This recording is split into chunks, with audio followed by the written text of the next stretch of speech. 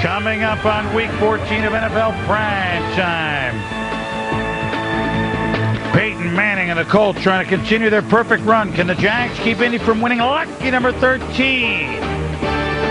Fighting for their playoff lives, the Steelers square off against the Monsters of the Midway. Meanwhile, Bucs and Panthers clash for the NFC South lead at stake.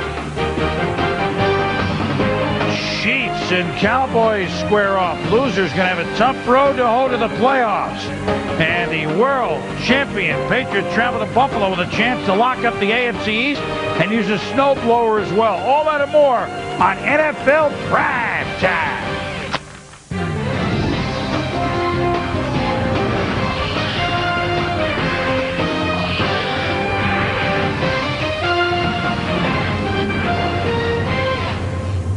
NFL Primetime is presented by Miller Lite.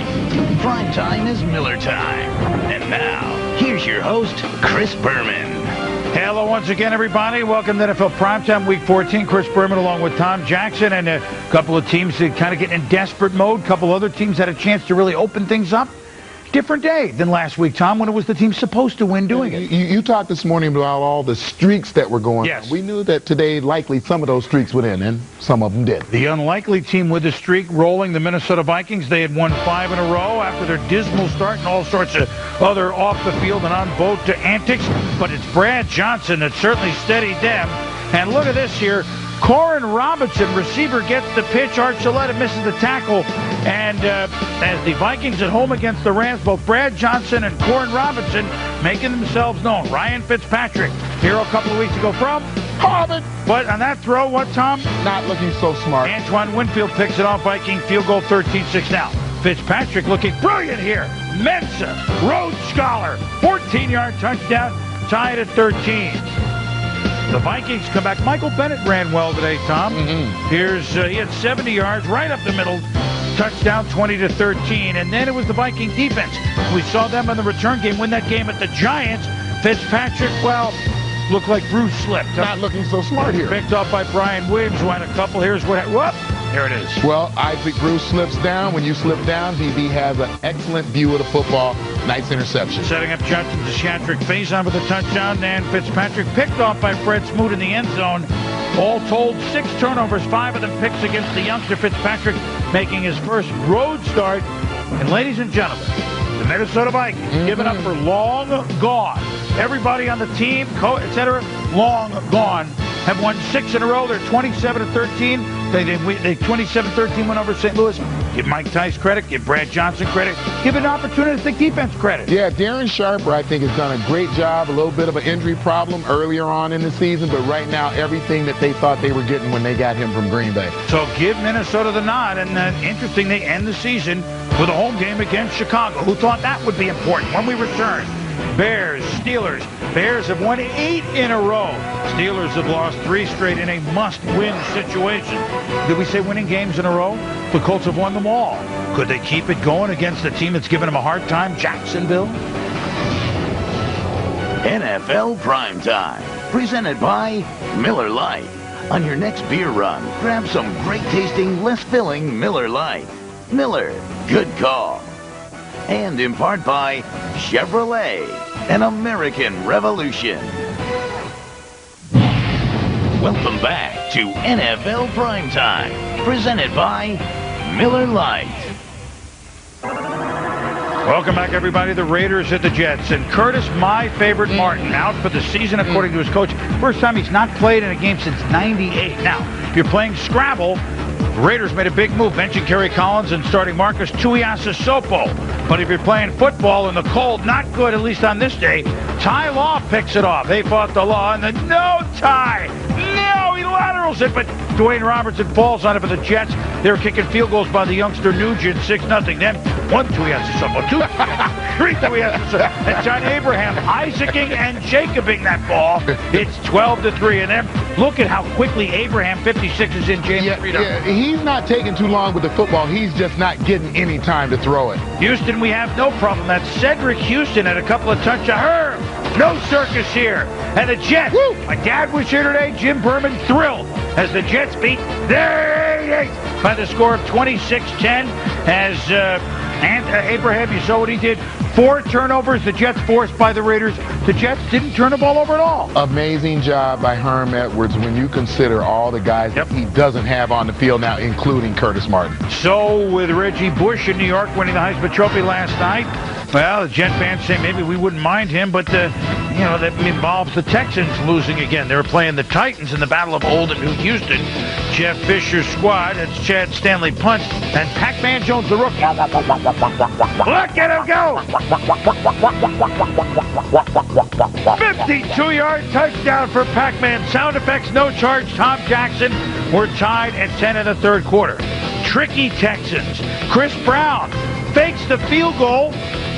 Maybe you should have done this later. Gets the first down. 4 plays later, Brown, 37-yard field goal. Tank Williams blocks it. So we remain tied at 10-all with 4 minutes to go. Here come the Titans. Steve McNair. He can still do it. Changing directions. The big quarterback running for 18 yards. Sets him up with a first down after another penalty at the 44. And then they later drive with 15 seconds to go. Rob My Baronis kicks the field goal 21 yards. 10 seconds to go. It's over. But wait a minute. Isn't this where the Music City Miracle happened? That's it. Well, but these are the Texans, right? Todd Washington flips it to Jerome Mathis. And hold on. We're not done. Mathis, and chances are he's going to move into Tennessee territory, but the game's over, except a foul, a face mask on Ronaldo Hill, which gives the Texans another play. You got to be kidding me. And with a 31-yard field goal to tie it, Chris Brown, maybe one of the worst kicks we've ever seen. I've seen corner kicks better than that. Dom, da-dom, dom. Poor Dom Cape. They get the return. They get the idiotic face mask penalties. Nothing to call it other than that. 31-yard field goal. And you get that? Wow. The poor Texans fall to 1-12 as Tennessee wins it 13-10. The Texans have lost 6 straight. Hello, Reggie Bush. Redskins, Cardinals. Mark Brunell, Skins. And they began 3-0. But they have stumbled since. And this kid for Arizona, this safety, Adrian Wilson, has had a big season. 3 picks in the first half, Tom. Oh, in the red zone. Arizona leads at 10-3 in the third quarter. Clinton Portis. Mike Sellers going to make a block. Yeah, watch the block by Sellers leading right down the field, just right off his hip the last 5 yards for the touchdown. So the Skins tied on the 15-yard touchdown, 10-10. Later in the third, the Skins down 13-10 after Rackers with a field goal. Antonio Brown on the side. And it very quickly, he could go all the way. Gone. Antonio Brown, touchdown. And in a game that will not be set in the archives for man one day living on the moon to be explained how to play football. 7 turnovers in this game. 4 by Arizona, 3 by the Redskins. And the Redskins win it by the count of 17-13. So, hey, they do get over 500. They do have games against the contenders left in the NFCs. When we return, Bengals won the big game last week. Could they keep it going in a game they were, quote, supposed to win against Cleveland? The team they beat, the Pittsburgh Steelers, they're the team wondering, could they roll? They had snow against the team, and the Bears have won 8 straight. The Fantasy Ticker, brought to you by Chevrolet, an American Revolution. Cincinnati hosting Cleveland. Charlie Fry, like Ryan Fitzpatrick, making his first start as a rookie on the road.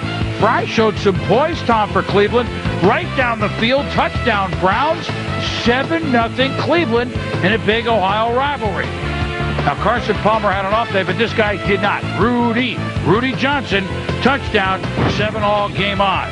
Now, Tommy, what's going on here? Well, watch the 2 guards. You're going to see Bobby Williams and Eric Steinbach, and look at the push that they get up the middle of the field. Literally, you got Rudy Johnson going in again, untouched, and then followed by a 9-man front, but still the Bengals run the football, committed to the run, in between the tackles. Rudy Johnson takes it down to the 5-yard line, 32-yard game. Well, a lot of people thought this wouldn't be a game, but it certainly is one. Cleveland leading 17-13 late third. Fry goes back, and Delta O'Neal picks it off, the former Bronco. Boy, the Bengals lead everybody in turnovers, plus 24. Carson Palmer to TJ. You say Houshmandzadeh. I say Houshmandzadeh. You say a touchdown. Bengals, first lead of the game, 20-17. We got it right. We blew it this morning.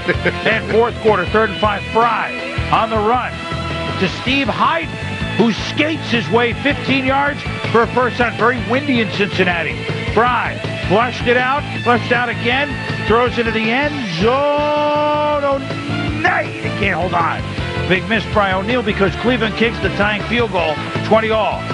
Under a minute to go in the game, 3rd and 8 Brown. 3rd and 8 Bengals. Palmer, Chad Johnson, but a flag on the play. But since he's having trouble picking up yards through the air, here's the call, Tom. Yeah, the hit looked like an illegal hit downfield, but it resulted in the Bengals keeping the football. And then another penalty on Lee Bodden right there. And so, here we go again. Cincinnati marching down the field. Shane Graham, flag, then kick, then good. The Cincinnati Bengals have won double-digit games for the first time since 1988. Significant? Why? Because that's the last year that the Bengals made the Super Bowl. Cleveland was very game in this thing, Tom. And it was a game Cincinnati, quote, we talked about this morning, was supposed to win. So they learned a little bit about winning without a good game by Carson Palmer, who was way off. I thought that this could have been expected as well. Celebratory situation from last week. You get the winning season. You get the 9th win. You're the favorite now to win the division. I thought we might see a little bit of human nature here, a letdown, but now I think this will key them up for the rest of the season. First one of the few off games we've seen from Carson Palmer this season. Well, it's been an off few weeks for the Pittsburgh Steelers, albeit they played some tough teams, but Pittsburgh has lost 3 in a row. We talked about it this morning. There are teams on winning streaks. For example, the Colts obviously won 12 in a row. Seattle's won 8 in a row. And so have the Chicago Bears, despite the fact that they get about a touchdown a game. That defense has been great. Hard hitting. In the snow falling at Heinz Field, let's go from the big ketchup bottle and see if the ketchup was flowing for Bill Carr. Ben Roethlisberger, screen to Willie Parker. He's got blockers, he's got legs, he's got legs. Yeah, Alan Faneca and Jeff Hardy get out front, 2 of the best blockers in this league, and the guys that they were blocking, Brian Urlacher and Lance Briggs. Huge game, 45 yards for Willie Parker. So Pittsburgh saying, let's go here. Roethlisberger playing with the injured thumb. The fake end around to Hines Ward, then kind of a screen to him. Look at how tough he is. Wow. Hines Ward. This is why we love him. Wow. We love him. Touchdown, 7-0 Pittsburgh. Kyle Orton, rookie quarterback. Say what you want. Quarterback rating awful. Wins in a row, 8. Overthrows Justin Gage. And then you knew Pittsburgh would bring D today with the blitz. Dick LeBeau ordered Clark Higgins to come through there. And then looking for Desmond Clark. In the red zone, no, they settle for a field goal. Orton 17-35. Steelers lead 14-3, second quarter, second a goal. Jerome Bettis. Wow. Yeah, right. Pittsburgh not physical? I don't think so. Yeah, watch Jerome Bettis here and Brian Urlacher. I mean, that's a picture perfect in terms of the form, but the bus overpowers him and goes into the end zone. The bus with snow tires on today, Tom. Look at this. Jerome Bettis is going to scamper through the snow in a one-horse open bus. 39 yards he goes, and Bettis 101 yards today. 61st time he's cracked the Casino. Kyle Orton to Desmond Clark. Nice catch. Better than nice. Amazing. Sets up a Thomas Jones touchdown. 21-9. And then Rex Grossman looking on. 4th and 3. Incomplete. I mean, if things don't go well for the Bears offensively, there will be some discussion, but it's not like Grossman is A, healthy and ready to go, although he's number 2 on the depth chart.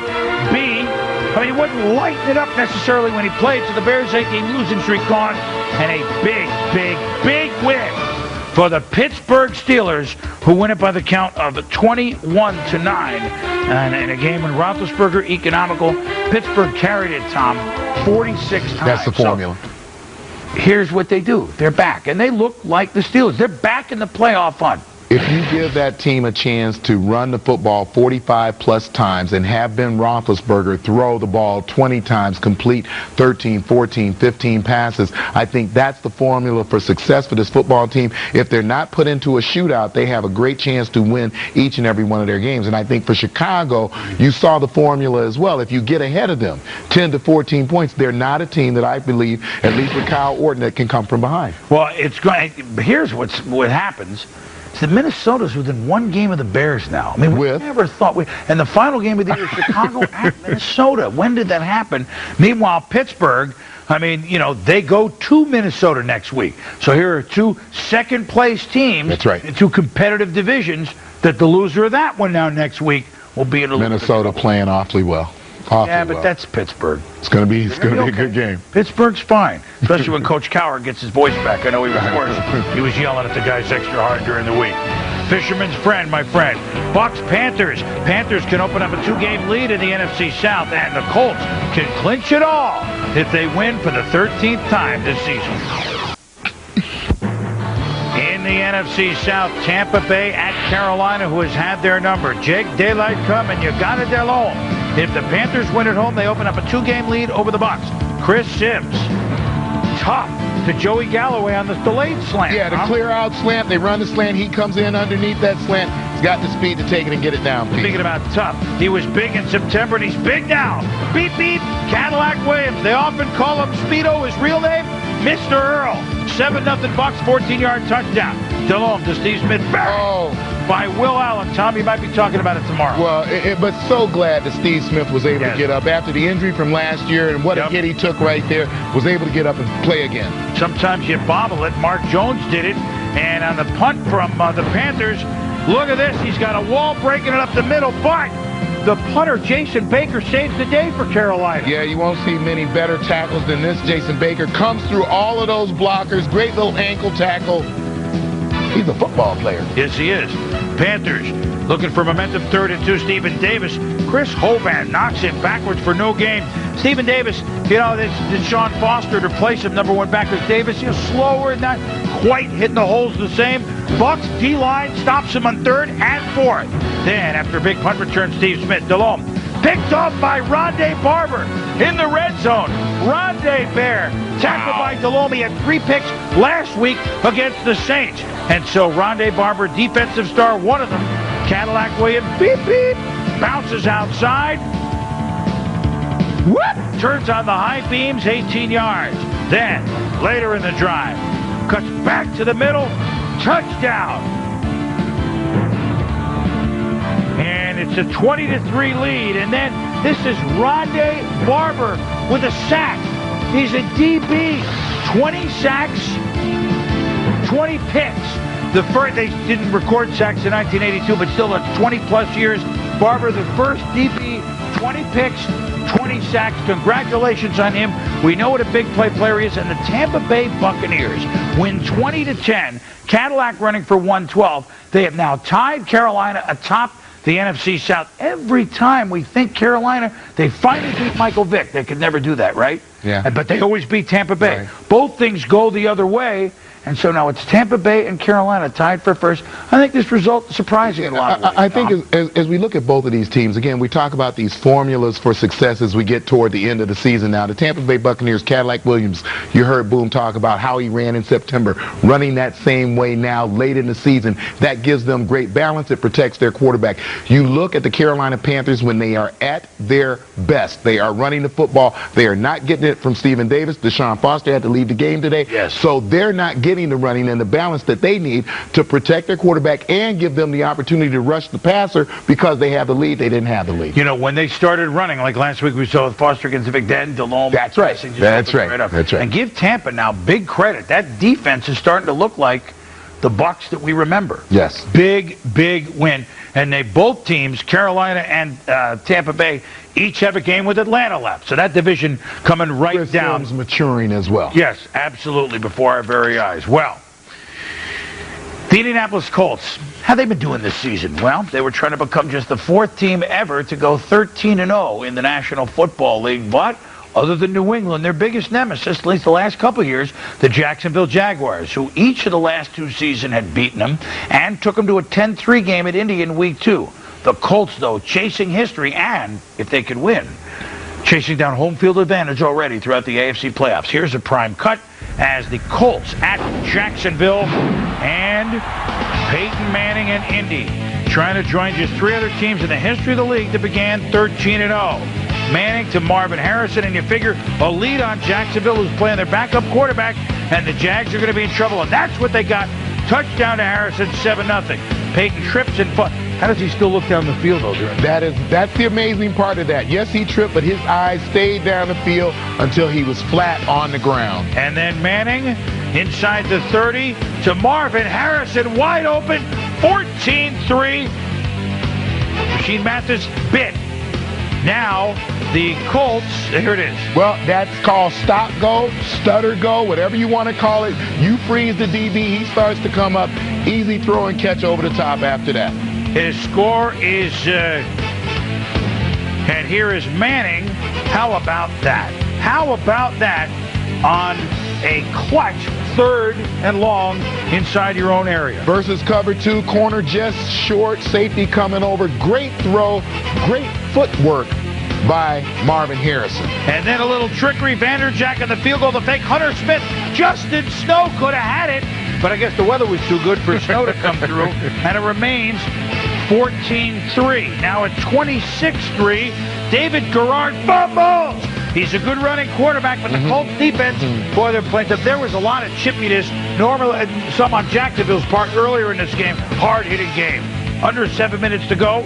Garrard, though, down 26-3. Never led him to a road win last week, Tom. A great throw and catch. Jimmy Smith catches it, then this time Garrard holds onto the ball. And he's in with a tough run. 4 minutes to go, 26-10. Here comes the onside kick.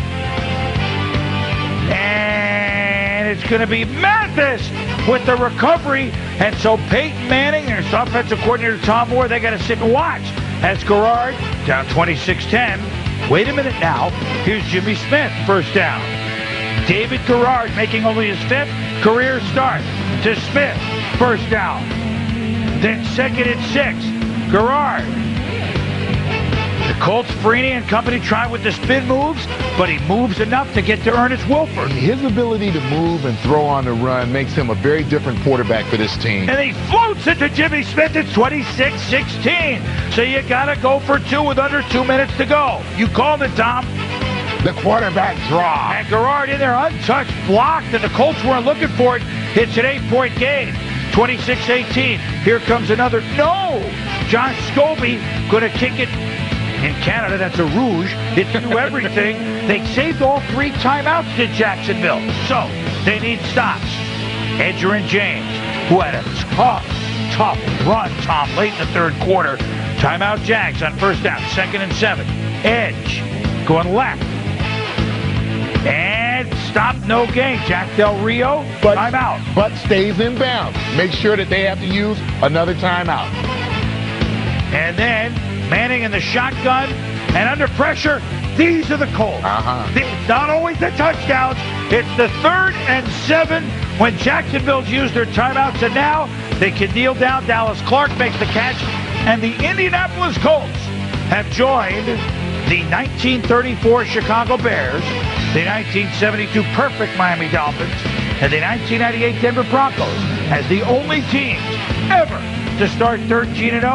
Tony Dungy's Colts have now clinched home field throughout. Now what? First of all, happiness afterwards. Yeah, I know it's hard for people to believe, but 16-0 would be a nice footnote, and it'd be great. We'd love to do it, and we're going to try to do it.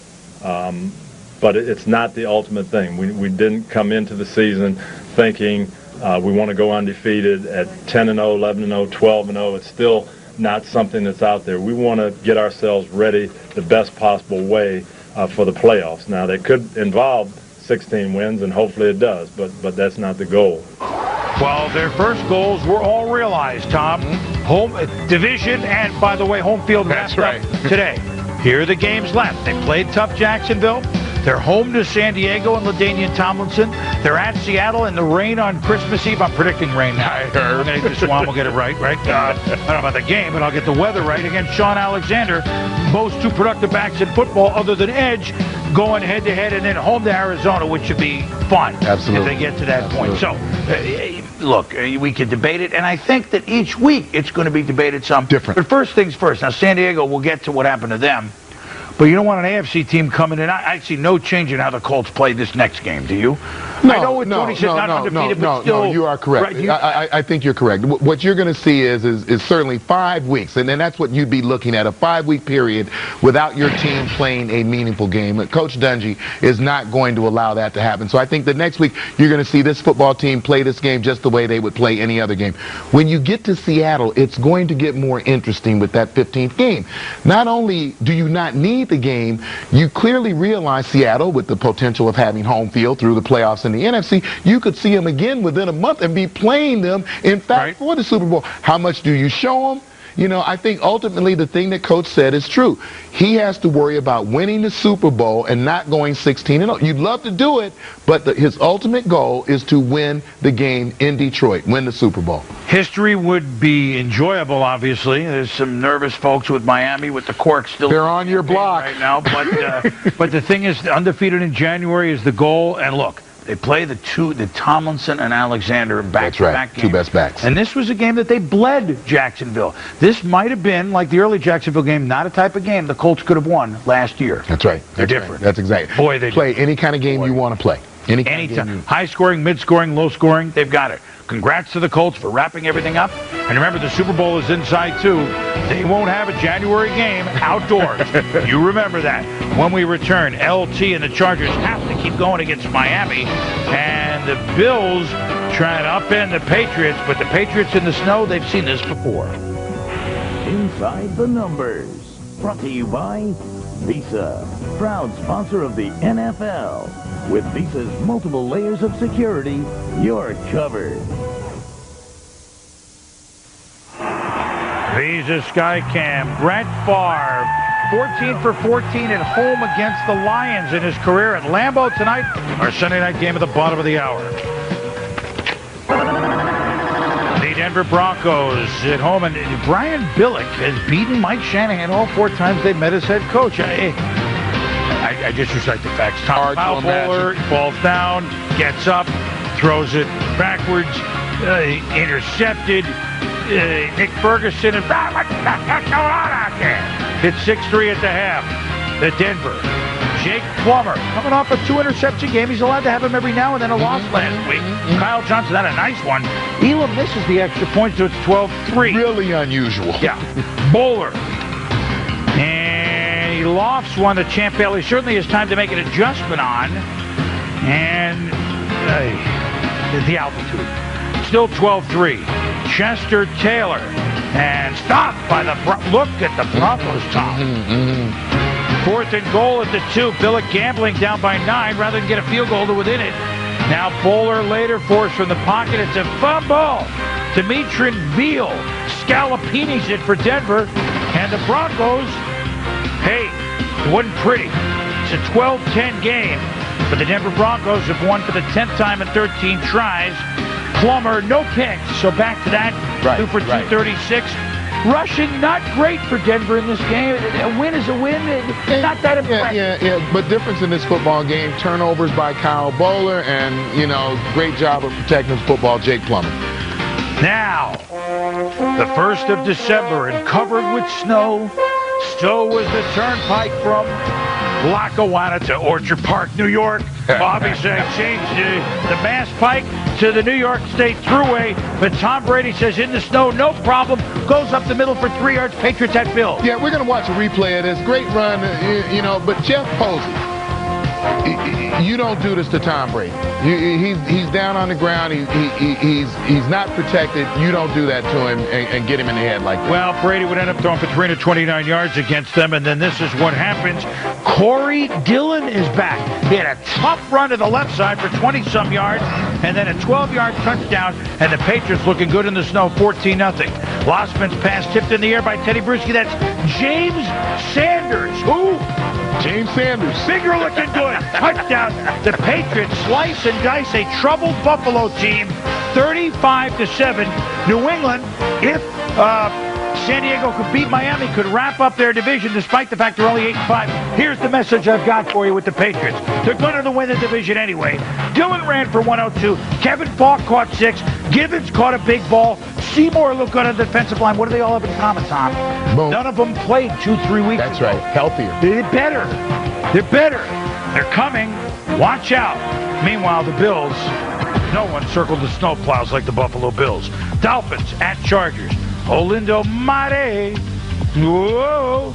Kicking off to Darren Sproles, who's been a good-looking rookie on return. But the little guy runs into his own teammate, Fumble. And Mare recovers. Wow. The kicker? You don't have that on. very often. 2 plays later, Gus Farrat. How about Chris Chambers the last few weeks? Time has come today. 13-7 Dolphins. Farrat. Chambers. Oh, 35 yards. 20-7 Dolphins in San Diego. LT wrapped up by Jason Taylor. Dolphins playing hard for Nick Saban. Sam Madison stops LT for 1. Breeze, quarterback draw, touchdown, 20-14, plenty of time. Suing possession. Farad steps up. Oh, the blitz. Oh, the rush. No, it's the throw to Marty Booker. What a throw. Ow. Gus Farad, ladies and gentlemen. 14-22. That's Ronnie Brown. Fumble. Fumble at the 1. Clinton Hart recovers San Diego. Looked like it could be over the goal line. Challenge upheld. Inconclusive evidence. Chargers get a major break. They got to win after that 0-2 start. They got to win all their games. Breeze. Eric Parker. Given a good spot, forward progress, first down. Nick Saban challenges the spot with 4.5 to go. Let's look. And they say he retreated under his own decision, which is a good call, I think, by looking at that. Yeah, absolutely. So absolutely. 4th and inches, Lorenzo Neal. First down. 5 plays later, Breeze hit by Jeremiah Bell. Bell. Kevin Carter on it. Chargers challenge. Play upheld. And a big upset. Miami stays alive. AFC East not over. Miami finishes the year at New England, just for the record, and they beat the Chargers 23-21 in a numbing loss for the San Diego Chargers, who now at 8-5 have to run the table, and that's pretty tough when you consider the next game's in Indianapolis. Yeah, and you look at the numbers there, 21 carries for 75 yards for LT, but Drew Brees forced to throw the ball 52 times. That is not Marty Schottenheimer football. Tommy, the Chargers had the ball for 40 minutes and lost. That's Marty Schottenheimer football. But they lost a numbing defeat. When we return, plenty more to come. Chiefs, Cowboys in a barn burner. Same with Eagles, Giants. You knew the Eagles would come out and play tough because the Giants stay in first. Great night. Roy Williams, wide receiver, Lions, getting ready in Lambeau Field. Once upon a time, Roy Williams was all everything in Texas at Permian High. The Panthers in Odessa, Texas. 3 seasons, had 100 catches for 2,300 yards and 30 TDs. Returned kicks, played safety, AB honor roll all 4 years of high school. We remember. Primetime Flashback. Brought to you by NikeGridiron.com. You are watching NFL Primetime, presented by Miller Lite. The Seattle Seahawks, the number 1 gun right now in the NFC, off their 42-0 win on Monday night at Philadelphia. Sean Alexander and the Seahawks looking to make it 9 straight. Played a 49er team that got their attention because they played them to a 2-point game earlier this year, and get the Seahawks' attention, and you're a much better team, you're in trouble. So 15-yard gain there. Matt Hasselbeck, Jeremy Stevens, touchdown, 14-3, second quarter, the Niners. 49ers fumble 15 seconds later. How about Joe Jurevicius, Tom? What a free agent. How about, he's a guy that catches everything. Seahawks lead 21-3, up 31-3. Alexander's ragtime band. He now has 23 touchdowns, has tied for 6th best of anyone of touchdowns of any sort. And the Seahawks win 41-3. Let's see. They had up Monday night, and in the last 7 days, Seahawks 83, opponents 3. Spread 79.5. Seahawks can win next week. Bears lose. They can win home field in the conference. Impressive. Yeah, and that touchdown title is history. That's history. Sean's going to get that. The record is 27. He's going to get that. Priest Holmes. Giants, Eagles. Andy Reid and the Eagles on the wrong side of that 42-0 game. And you had a feeling, look, the Eagles are still NFC champs. They're still mathematically alive. And even though Brian Westbrook now out, they're playing the division-leading Giants. Ryan Moats. Wow. Nice run down the left sidelines. We're tied at 7. Moats, the rookie, 40 yards. Antonio Pierce, leg twisted. He's the middle linebacker, Tom Giants. Yeah, it's a scary moment as you watch his knee right there kind of get caught up under him, and a lot of times the pile just comes down on you, fell awkwardly, and he would be carted off. Tiki Barber gets the hand up, and look at Tiki. Such a tough run. This guy runs so big. Once again, one of the most valuable players in the league, setting up an Eli Manning touchdown on 4th down, 14-7. Now Manning to Tiki, and breaks across the field, and with the Giants in the final seconds of the third quarter leading 20-17, sets up a Jay Feely field goal 23-17. Scored 23-20 in the fourth. Sheldon Brown picked off. It picks off Eli Manning. Remember, Eli has won only one road game to this point, which leads 50-yard field goals. David Akers, Green Acres from Louisville, 50 yards, tied at 23. Now the Giants, 37 seconds left. Manning, picked off by Michael Lewis. High throw.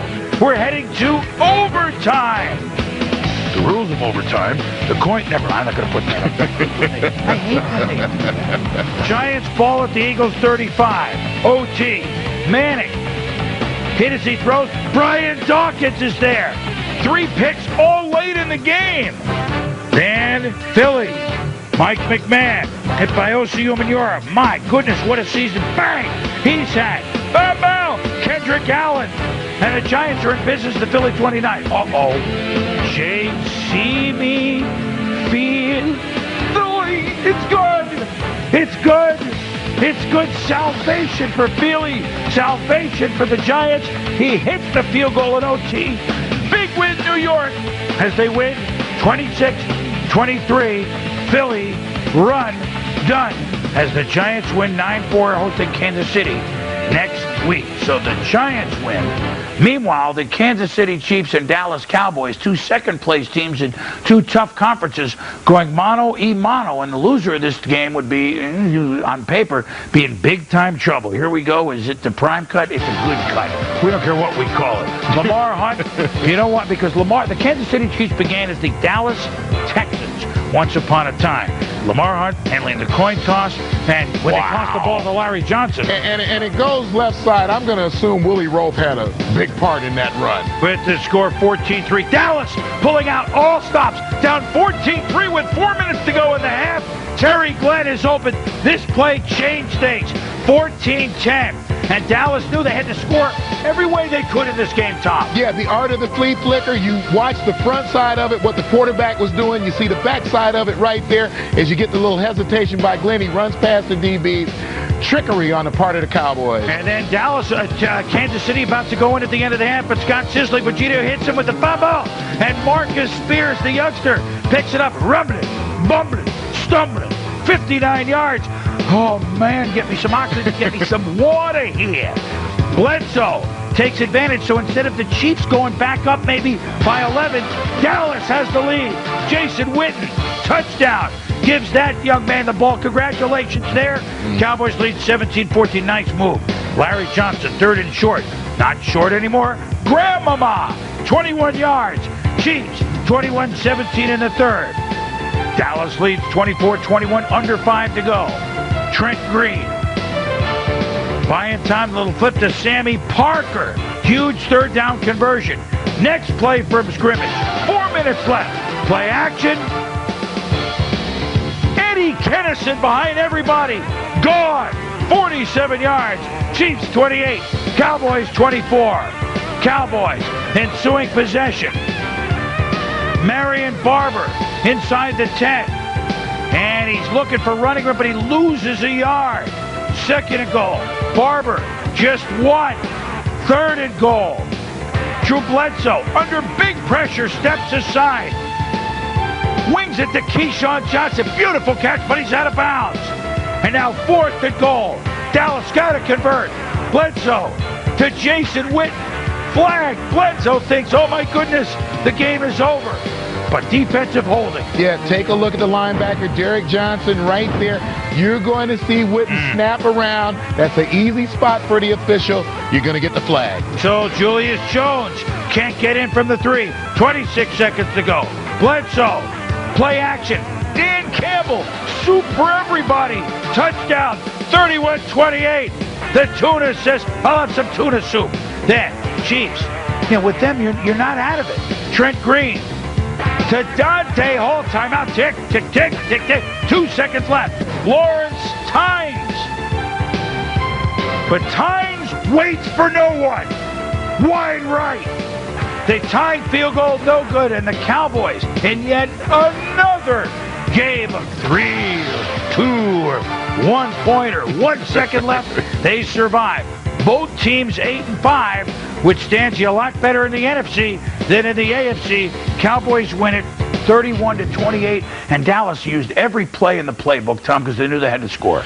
Yeah, I think there's not much left in that playbook. They ran the ball better. Time of possession was better. I think that, Coach Parcells realized how important this football game was. And, again, you saw the reverses, the fake reverses, everything that they had to do in order to win this football game.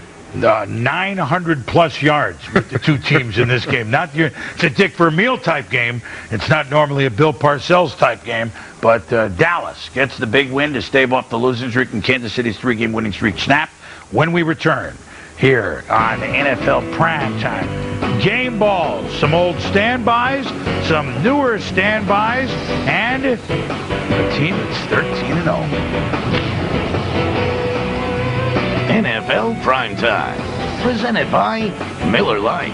On your next beer run, grab some great-tasting, less-filling Miller Lite. Miller, good call. And in part by the DirecTV Plus DVR that lets you record, pause, and rewind live TV with the touch of a button. And Visa, proud sponsor of the NFL. With Visa's multiple layers of security, you're protected. Primetime Performers, brought to you by Burger King, who reminds you to have it your way. Boomer, on a day when Carson Palmer, and it doesn't happen often, wasn't having a good day, Rudy Johnson picked up the slack 30 times, 169 yards, and a touchdown. In the Battle of Ohio, they win 23-20. Well, the team that was in the biggest trouble last week, theoretically, put the snow tires on the bus, and we just love this guy. Jerome Bettis, one of the great producers of all time. And, boy, he looked good today. A long run, 100-yard, 101 yards running. And the Steelers roll over the Bears to keep them. They have a big winner today, I think, in the AFC as KC and San Diego really, they shot themselves in the foot. Congrats to the Colts at 13-0. Right. Just thought we'd point this out, though. Both Dallas and the Giants, although they both won, they both got to go into Washington the next two. A lot left. Yeah, some of these races won't be decided until the very last weekend of the season. Can the Colts do it? They play LT, they play Sean Alexander, then they have a party with Arizona. For Tom Jackson, I'm Chris Berman. Thanks for watching NFL Prime.